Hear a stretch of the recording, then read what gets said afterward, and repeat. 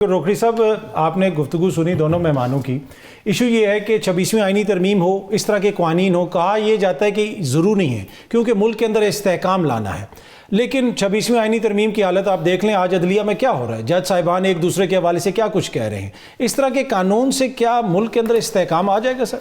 आएगा, बिल्कुल आएगा। और इस तरह के कवानीन बनने से ही आएगा। देखिए 1973 का जब हम हवाला देते हैं कॉन्स्टिट्यूशन का, तो ये हालात उस वक्त तो नहीं थे। कोई चीज़ों को स्टेप बाय स्टेप डेवलप कौन करेगा? असेंबली नहीं करना, नेशनल असेंबली ने। दूसरी चीज़ ये है कि वोट ऑफ नो कॉन्फिडेंस के बाद जो रवैया इख्तियार किया पाकिस्तान तहरीक इंसाफ ने, और जिस रास्ते पर चल पड़ी, और जो डिस्ट्रक्टिव मोड लिया, और जो सोशल मीडिया के ऊपर पाकिस्तान के लिए, शख्सियात के लिए नहीं, पाकिस्तान के लिए जो थ्रेट डेवलप किया गया, जो एंटाई स्टेट मूवमेंट चलाई गई और आपका एक नेशनल सिक्योरिटी का इशू बना दिया गया, क्या ये थोड़ी खतरनाक चीज़ है? इससे तो गोरा खुद परेशान हुआ है, इंग्लैंड वाले परेशान है, अमेरिकन अपने कवानीन बना रहे हैं इसको कंट्रोल करने के लिए। तो क्या उस सारी चीज़ की स्टेप बाय स्टेप इजाज़त दी जाती? और इसमें आप लोगों को कोई इशू नहीं है। ये जो आप मीडिया के मेन लोग हैं या जो मीडिया से जुड़े हुए लोग हैं, आपका क्या है? आप इशू उसको है जो झूठी खबर फैलाएगा, इशू उसको है जो पाकिस्तान के खिलाफ कोई ऐसा काम करेगा, ऐसी चीज करेगा जिससे मुल्क को नुकसान हो। आपको तो कोई इशू नहीं है। पर सर ये देखें, सोशल मीडिया पे जो चीज़ें हैं ये सारी तो अलामात है ना। असल इशू तो ये है कि जो आइन और कानून के साथ हो रहा है। जब आइन और कानून पे अमल दरामद नहीं होगा तो राना साहब पे भी तनकीद होगी, मुझ पे भी होगी, आप पे भी होगी। तो फिर हम जो आईने में नजर आता है उसकी जाके हम शीशा तोड़ने की कोशिश कर रहे हैं, अपनी हालत दुरुस्त नहीं। देखिए काजी साहब, आइन और कानून पे वो होता है ना कि एक इन्होंने प्रेशर नेगेटिव क्रिएट किया कि आइन और कानून पे ही अमल होगा और इसी का रास्ता ही यही है। आपकी असेंबली के अंदर एमएनएज या जितने पार्लियामेंटेरियंस हैं बैठ के जो कानून साजी कर रहे हैं, पहले तो नहीं होती थी। 4 साल का हमने भी टाइम गुजारा पीटीआई का, उस पर क्यों नहीं सीरियस डिबेट्स होती थी? जो काम करने के हैं उनको क्यों नहीं सोचा गया उस वक्त? वो कहते थे जनरल फैज करवाते हैं बंदे पूरे, तो फिर मैं वही कह रहा हूँ ना, वही कह रहा हूँ। आप उस वक्त इनको मना किया था सीरियस डिबेट से? किसने मना किया था काम करने से? नहीं। इश्यूज फिर का तो वोट ऑफ नो कॉन्फिडेंस के बाद एक पॉलिटिकल पार्टी, एक प्रोग्रेसिव पॉलिटिकल पार्टी एक ऐसा रास्ता चुनती है कि आज वो जो एंटायर स्टेट मूवमेंट्स चल रही हैं पूरे मुल्क के अंदर, वो उनको भी दावत देती है कि आके शामिल हो जाओ। तो क्या ये नैरेटिव किसी पॉलिटिकल पार्टी के लिए, किसी के लिए ठीक हो सकता है? रोकड़ी साहब, आप नहीं समझते कि इस नहज पे वो पहुंचे क्यों हैं? 8 फरवरी को सबसे ज्यादा वोट उनको पड़ गया, बल्ले का निशान आपने उनसे ले लिया, उनके घरों की चादर और चार दीवारी के साथ जो किया गया वो भी हमारे सामने है। तो जब आप चीजों को उस नहज पे लेके जाएंगे तो एक रद्द अमल तो आएगा। देखिए, बिल्कुल यही जवाब है इस कानून का। वो इसलिए पहुंचा कि पाकिस्तान में अनफॉर्चुनेटली पॉलिटिकल झूठे नैरेटिव्स बना के बेचने का हमारा एक ट्रेंड बन गया अभी, कि मैंने राजी करना है और मैंने दूसरे को मिलाइन करना है। तो जो एंटाई स्टेट या एंटाई अमेरिका जो सबसे पहला कार्ड खेला गया, क्या ये जेब देता था कि आप अपना एक आपका एलाइड है, आप अमेरिका के साथ आप दुश्मनी करके, और झूठी डोनाल्ड लू वाला जो केस है उसको अगर आप सोचें तो वो एक बड़ी बेहतरीन मिसाल है इस सोशल मीडिया के ऊपर झूठ फैलाने की, और किस लेवल पर जाके फैलाने की जिसका नुकसान आपकी रियासत को हो रहा है। तो political parties vote of no confidence के जरिए तब्दील होती रहती हैं। ठीक है, किसी ने कोई मार्शल लॉ तो नहीं लगाया था। तो वोट ऑफ नो कॉन्फिडेंस के तब्दील होने के बाद क्या बेहतर नहीं था कि अपनी असेंबलीज, अपनी तमाम चीजें रखते हुए एक पॉलिटिकल स्ट्रगल जारी रखते? ये अली बुखारी साहब से हम पूछेंगे, इसलिए कि 8 फरवरी के हवाले से अब दोबारा कहा जा रहा है कि तहरीक इंसाफ को एहतजाज आ रही है। अच्छा सर, आपको रोकड़ी साहब क्या कलेक्टिव फेलियर नजर आ रहा है, जिसमें इदारों का भी किरदार है, सियासतदानों का भी किरदार है? कुछ ना कुछ तो है ना कि ये सारा इस तरह लगता है कि एक इज़्तिराब है। देखें, हमें जिस चीज की जरूरत थी वो थी इस्लाहात। आपने इस्लाहात लेके आनी होती हैं। अभी आपने तज़किरा किया कि अमेरिका चल रहा है सोशल मीडिया पे। मैं कह रहा हूं दुनिया पूरी डिजिटल पे चली जाएगी। जब आप पूरी दुनिया डिजिटल पे चली जाएगी, अतर काज़मी तो कोई इशू नहीं है ना। बाकी मेन स्ट्रीम मीडिया के जो लोग हैं उनको इशू है इस कानून के साथ। कानून इतलाक होता है उन लोगों पे जो आप में से नहीं है, और उस चीज को कंट्रोल करना जरूरी है। आज से 10 साल 15 साल पहले ये चीज नहीं थी।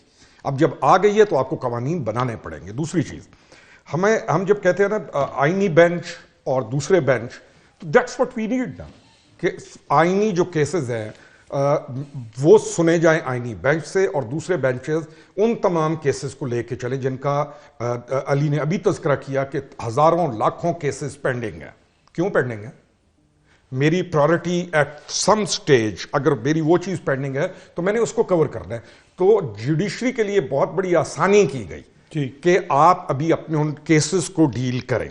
अब तीसरी चीज जो है, ओवरऑल हमारा एक कल्चर मौजूद है कि जहां पे पर्सनैलिटीज अपने आप को स्ट्रांग देखना चाह रही होती हैं, वो कल्चर मौजूद है, तो वो आहिस्ता आहिस्ता इवॉल्व होगा, चीजें ठीक होंगी। अच्छा, इस सारे सर जो बहस हो रही है, इस्तेकाम पाकिस्तान पार्टी हमें कहीं नजर नहीं आ रही। नहीं आ रही, बैठो ना। नहीं, आप तो हैं, आप तो हमेशा अवेलेबल होते हैं, लेकिन इलेक्शन से पहले आपकी लीडरशिप थी, लोग बातें कर रहे थे कि 40-50 सीटें मिलेंगी, लेकिन अचानक लग रहा है ऐसे कि जमात फिजल आउट हो गई है। ये सही तासुर है? मैं देखें, आपके प्रोग्राम्स में हमने ये कहा कि कोई भी जो पार्टी बनती है उसकी वजूहात हैं। इस्तेहकाम पाकिस्तान का वजूद है ही इसीलिए कि एक मेन स्ट्रीम पार्टी ने बस को चलाते चलाते खड्डे में फेंक दिया, तो उस बस में से जितने बंदे निकल के आ सकते थे, इधर भाई तुम बचो और इस रास्ते पे ना चलो। अब हमारे पे डिपेंड करता है मेहनत कितनी करते हैं, हमारे पे डिपेंड करता है हम प्रोग्रेसिव कितना चलते हैं, हमारे पे डिपेंड करता है कि हम कितना आगे काम को लेके जाएंगे। तो इस्तेहकाम पाकिस्तान को इशू बाद में रखिए, तो हम आपके पास बैठे हैं, इशू करते हैं कि जो हमारा मुल्क है उसको क्या जरूरत है। इशू ये है कि हम जिस क्राइसिस में से गुजर रहे हैं उस वक्त क्या जरूरत है। नून है, इस्तेहकाम पाकिस्तान है, तमाम है। अब हम हमारे लिए सबसे बड़ा जो कंसर्न होना चाहिए वो हमारा मुल्क है, और क्या ये जो कवानीन बने आईनी बेंच वाले या दूसरे वाले, क्या इनमें कुछ सुकम है? क्या ये गलत बने हैं? कानून किसने बनाना है? पार्लियामान ने बनाना है। सर, जिस तरह कानून साजी हुई, लोगों को उठा के गाड़ियों में लाया गया, इल्जामात लगे, अख्तर मैंगल ने लगाए, मौलाना साहब गलत लगाए, अख्तर मैंगल साहब, पीटीआई वाले लगा रहे हैं, हर कोई कह रहा है कि हमारे बंदे गायब हो गए। Not at all. इस माहौल में कानून साजी होगी, अख्तर मैंगल साहब ने जो इल्जाम लगाया, उनके अपने सेनेटर ने खड़ा होकर वहां पे कहा कि मुझे तो ये थ्रेट करते रहे। वो इल्जामात लगाने से क्या चीज साबित हो जाएगी? आप ये देखें कि जिस बंदे ने अमल किया, जो भी अमल है, क्या वो गलत किया? अगर अमल ठीक है और उसका मुल्क को फायदा है तो फिर इल्जामात की क्या हैसियत है? ये तो इल्जामात ही से तो बचने के लिए, इस झूठ से बचने के लिए, सोशल मीडिया को कंट्रोल करने के लिए आपको लॉज की जरूरत है, जो आपके प्रोग्राम का आज का मेन टॉपिक है। जी।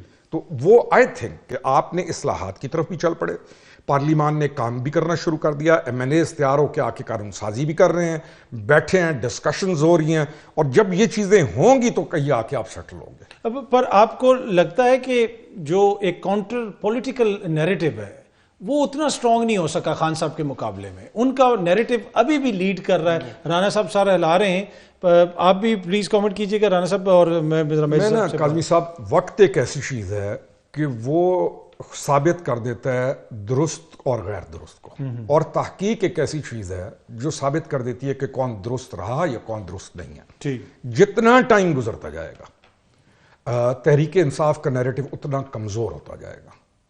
चाहे इनके मुकाबले में कोई कुछ भी ना करे ना, खामोश होकर भी बैठ जाए ना, नैरेटिव ना भी दें, तो लोगों तक चीजें खुलना शुरू हो गई हैं। Now people have started realising कि यार ये चीज ऐसे नहीं है, ये चीज ऐसे नहीं है, ये चीज ऐसे नहीं है। जैसे जैसे वक्त गुजरेगा नैरेटिव खुद ब खुद लोगों के आगे आ जाएंगे। अच्छा, वैसे ही सर ये वही सोचो जो कहते थे कि 6 महीने बाद खान का कोई नाम नहीं लेगा, तो उसके बाद फिर हमने देखा बगैर इंतखाबी निशान के वो 2 साल के बाद इलेक्शन जीत गया। तो वो ये चीज मतलब कि असल में उसकी इंश्योरेंस पॉलिसी ये लोग हैं, जब तक इनकी कारकर्दगी बेहतर नहीं होगी तो खान साहब को किस तरह लोग छोड़ेंगे? एक चीज है इश्यूज हैं। एक आदमी ने इश्यूज को एक्सप्लॉइट किया, उसने दुरुस्त निशानदेही की, मान गए हम 2018 से पहले। जब वो आप सीट पे आ गए तो आपने उन इश्यूज को हल कितना किया, क्वेश्चन है। ठीक है रोकड़ी साहब, आपको लगता है कि मुज़ाकरात is the only way forward? Engagement होनी चाहिए, पॉलिटिकल एंगेजमेंट? देखें, हम तो शुरू से ये कह रहे हैं कि एक पॉलिटिकल पार्टी को मुज़ाकरात की तरफ जाना चाहिए। पॉलिटिकल पार्टी को पॉलिटिकल डिसीजंस लेते वक्त अपनी मशावरत करते हुए बात सुननी चाहिए। वन मैन शो नहीं होना चाहिए, डिक्टेटरशिप इन अ पार्टी नहीं होनी चाहिए कि वट एवर ही सेज या लेके जाएं कोई भी चीज़ बनाकर वो कहे नहीं तो वो नहीं हो जाए। मुज़ाकरात होने चाहिए थे। गवर्नमेंट को एज जाता है कि उन्होंने एक बड़ी संजीदा टीम बनाई मुज़ाकरात के लिए, और उन्होंने मुज़ाकरात पे ऑफर की, और फाइनली ये लोग मुज़ाकरात के लिए आके बैठे, इट्स अ गुड थिंग। अब मुज़ाकरात का प्रोडक्टिव कितने होंगे ये दूसरी चीज़ है। अब मुतालबात रखते ऐसे हैं कि आपको मालूम है कि ये मुतालबात रखने वाले नहीं हैं। सर जुडिशल कमीशन बनाने में क्यों? कौन सी ऐसी क्यों? कबात है? मैं वही कह रहा हूं क्यों। मेरे एक वाकया जिसके एविडेंस से लेके हर चीज मौजूद हो, मैं अक्सर कोट करता हूं अपने डिस्ट्रिक्ट मियांवाली का वाकया कि जो कुछ वहां पर हुआ, हमें एक एक बंदे का पता है कि कौन लेके आया, किस तरीके से आग लगाई गई, सेशन कोर्ट जला दिया, पीएफ बेस पे हमला कर दिया। आप अल्फाज सुनते जाएं, 2 पुलिस थानों को जला दिया, रिकॉर्ड ऑफिस जला दिया। क्यों, किस लिए? और फिर उसके बाद एविडेंस से मालूम है कि ये लोग करने वाले थे, इन्होंने कराया। आप कहें अभी भी जुडिशियल कमीशन बना दो। एक चीज मेरे सामने, हम 8 बंदे बैठे हुए हैं, आपका स्टूडियो है, एक कोई वाकया आपके सामने हो जाए और उस वाकये के आपके पास हर चीज के शवाहिद हों, मैं बाहर जाके वो तो है, पर सर इल्जाम ये है ना कि जी ये प्लानिंग हुई, इमरान खान साहब के कहने पे हुआ, वो तो कोई साबित नहीं हो सकता ना। अब अली बुखारी साहब की जेब से यहाँ पे अभी पेट्रोल बम निकल आए, इनके ऊपर इस किस्म की हैं एफआईआर, तो वो इसका ये तो नहीं है कि इमरान खान साहब ने। देखिए ना, मेरी बात सुनिए, काज़मी साहब कोई भी पॉलिटिकल, अली ने जब कहा ना बुखारी साहब ने पिछली पार्टीज को चांस दिया गया, वो आए, हमने नहीं रोका, उन्होंने आके कोई फसाद नहीं किया। ठीक है, आप जो क्राउड लेके आ रहे होते हैं, क्या ये मुल्क के अंदर नहीं मालूम होता? हम आम आदमी हैं, हमें पता है कि इस क्राउड के अंदर क्या करने के इरादे हैं और क्या मुहर्रिकात हैं, क्या सारे पॉलिटिकल लोग हैं। यही तो कह रहा हूं कि एक political party non state actors के हाथ चली गई और वो एक्टिविटीज होती हैं जो किसी सूरत में नहीं करनी चाहिए, और उसका सबसे बड़ा जो नुकसान हो रहा है उसी पॉलिटिकल पार्टी को है। ठीक, तो उसको संभालना इनका काम था, मैंने तो नहीं संभालना था। ठीक।